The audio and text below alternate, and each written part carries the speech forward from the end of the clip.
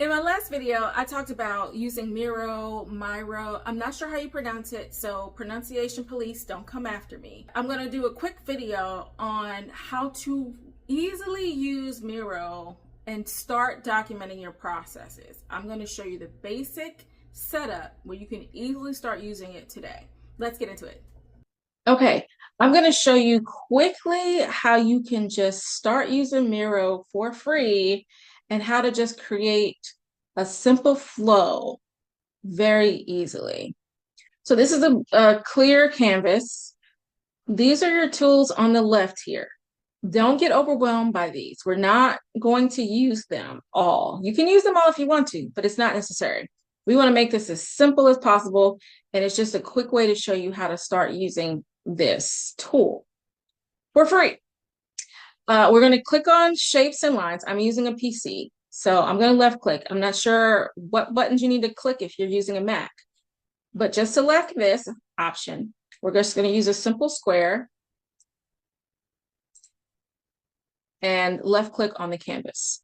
All of these options pop up. We don't have to use them, but you can change the font, the alignment, the color, etc. We're not going to use this. We're going to leave it as it is, just for simplicity's sake. We're going to type in, ignore my little green friend there. That's my Quillbot, which helps me with grammar. And it's free, also free. So if you don't use Quillbot, you might want to download that as well. So we're going to put in, we're just going to make up a simple example, lead calls. Leave it at that. Now, if you want to put more information in here, you can. These circles around the box allows you to make it bigger or smaller, however you want to do it. If you need to put a paragraph in there. Left click on the box, Control C, or you can right click and copy. Click on the canvas where you want the next box to go, Control V, or right click paste. Create another box. That's just a simple way to do it. You can also do the same step we did to create the first box. Go over here, click on shapes and lines, choose a square, click it over here. Multiple ways you can make multiple shapes. To change the words, double click. Again, I'm using a PC. Double click in here. You can just delete, type over it. Admin answers. Call. Right? Third box. Team member obtains information. Obtains contact information. We're just setting up a simple flow. Showing you how to use MIRO. Again, MIRO, potato, potato, tomato, tomato. Pronunciation police, don't come after me. I'm not sure how you actually pronounce it. You can align this how you want to, up, down, around. It doesn't matter. But we're going to keep it simple right now. So now we want to connect these to each other in the order.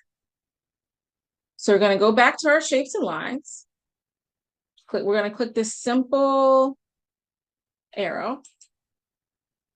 Now you see these little circles around the square. That's where you can connect the lines. Each one has it.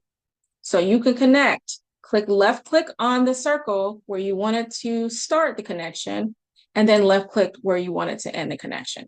You can also make a line here, like anywhere. You can make lines anywhere. You can make it from the top, right? To connect to this one, which looks very weird, but you can do that. Delete. Now we're going to connect this one to the next one. Right, left click, drag, left click. They're connected. That's it. That's how simple it is to use MIRO. Now, if you want to get fancy and change the shape, you can do that. Let's grab a circle. We're going to copy this one, Control C, left click over here, Control V. It's another circle. So we can put in, because we have in the square above, admin answers. So we can say Jane is this admin number 1. Over here, we can say John is admin number 2, right? Admin answers call. Left click, choose this arrow. We want to connect it from here to here. We can do it again. Left click, arrow.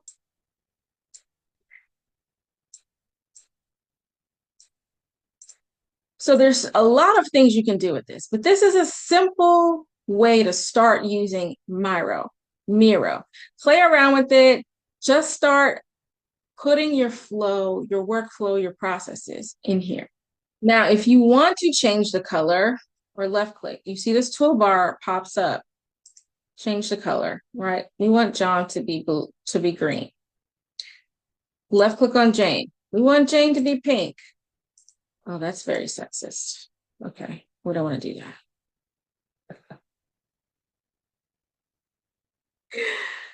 You can change the color if you want, play around with it.